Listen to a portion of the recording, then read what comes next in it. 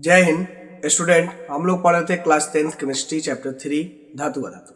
ठीक है, तो आइए आज इसमें आगे बढ़ते हुए बहुत ही इंपॉर्टेंट टॉपिक पढ़ेंगे सहसंयोजन बंधन। देखिए, ये जो सहसंयोजन बंधन है यहाँ तो आपको पढ़ाया जा रहा है, इसका उपयोग जो है जब आप अगला चैप्टर यानी कि चौथा चैप्टर कार्बन पढ़िएगा तो कार्बन चैप्टर में आपको इसका उपयोग बहुत ज्यादा देखने को मिलेगा। या ऐसा समझिए कि 10th क्लास में सहसंयोजन बंधन आपको पढ़ना ही है कार्बन चैप्टर में। बेसिकली कार्बन के आसपास का ही आपको क्या है, इसमें सब चीज टॉपिक पढ़ना है। ठीक है, तो देखिए सहसंयोजक बंधन जिसको इंग्लिश में हम लोग कोवेलेंट बॉन्ड बोलते हैं।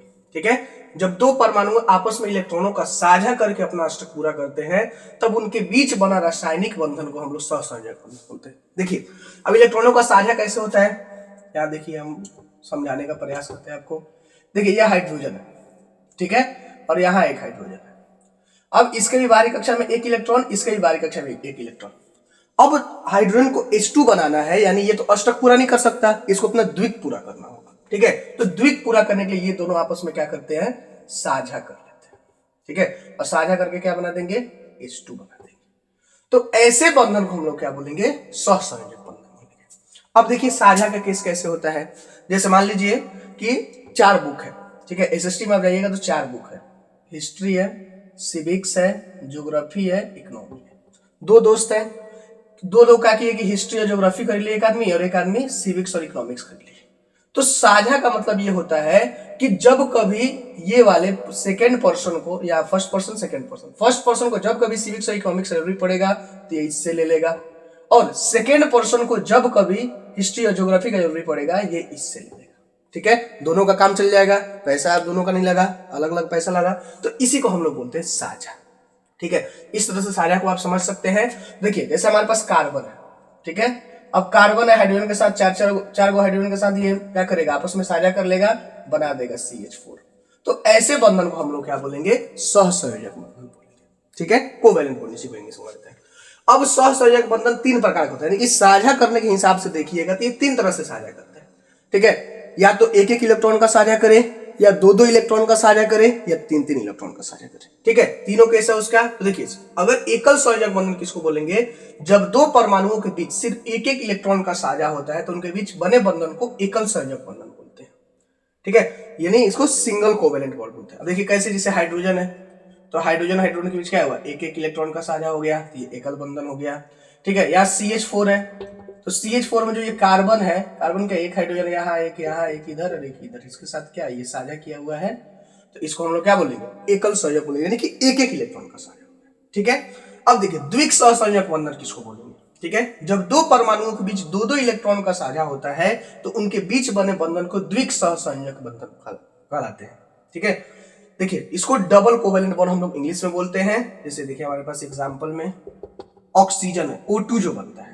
ठीक है, अब O2 को देखिएगा तो ऑक्सीजन के बाहरी कक्षा में क्या होता है, 6 इलेक्ट्रॉन, यहां ऑक्सीजन है, इसके बाहरी कक्षा में 6 इलेक्ट्रॉन। ठीक है, अब ये दोनों आपस में 2 इलेक्ट्रॉन का साझा कर लेगा तो इसका भी अष्टक पूरा हो जाएगा, इसका भी अष्टक पूरा हो जाएगा, क्या बना लेगा, O2 बना लेगा। ठीक है, कार्बन कार्बन के बीच में भी आप देखिएगा तो डबल बॉन्ड का साझा हो करके 4 होता है इसके बाहरी कक्षा में। ठीक है, और 2 जो है अपना बाहर से साझा कर लेगा हाइड्रोजन के साथ। ठीक है, तो इससे जो निर्माण होता है ये हो गया आपका C2H4 का निर्माण होता है। तो इसके बीच कौन सा एगो कम से कम डबल बॉन्ड दिखा, तो इसको हम लोग क्या बोलेंगे, द्विक सहसंयोजक बंधन बोलेंगे, यानी कि डबल कोवेलेंट बॉन्ड बोलेंगे। ठीक है, अब देखिए थर्ड है त्रिक सहसंयोजक बंधन, यानी कि ट्रिपल कोवेलेंट बॉन्ड किसको कहा जाएगा, तो जब 2 इलेक्ट्रॉनों के बीच जब 2 परमाणुओं के बीच 3 इलेक्ट्रॉन का साझा होता है तो उनके बीच बने बंधन त्रिक सहसंयोजक बंधन कहलाते हैं। ठीक है, अब देखिए जैसे नाइट्रोजन है हमारा, इनके बाहरी कक्षा में 3 इलेक्ट्रॉन होता है, सॉरी 5 इलेक्ट्रॉन होता है। ठीक है, अब ये 3 वो क्या करेगा, साझा कर लेगा, साझा कर लिया तो इसका भी क्या हो गया, अष्टक पूरा, और इसका भी अष्टक पूरा। ठीक है, ये बना लेगा क्या, N2। तो N2 के बीच में जो सहसंयोजक बंधन बना ये क्या है, त्रिक सहसंयोजक बंधन के ट्रिपल कोवेलेंट बॉन्ड। कार्बन के केस में देखिएगा, देखिए कार्बन क्या करेगा, आपस में 3 को साझा करेगा, और एक एक क्या करेगा, हाइड्रोजन से साझा कर लिया, या एक एक किसी और से भी अपना साझा कर सकता है। ठीक है, ये मिलकर क्या बनाएगा, C2H2 बना देगा। ठीक है, तो इनके बीच में भी कौन सा बंधन है, त्रिक सहसंयोजक बंधन है। ठीक है। तो ये रहा हमारा सहसंयोजक बंधन और इसका प्रकार। ठीक है, नोट कर लीजिए, बहुत इंपॉर्टेंट है, बीबीआई की कैटेगरी में इसको रखिएगा।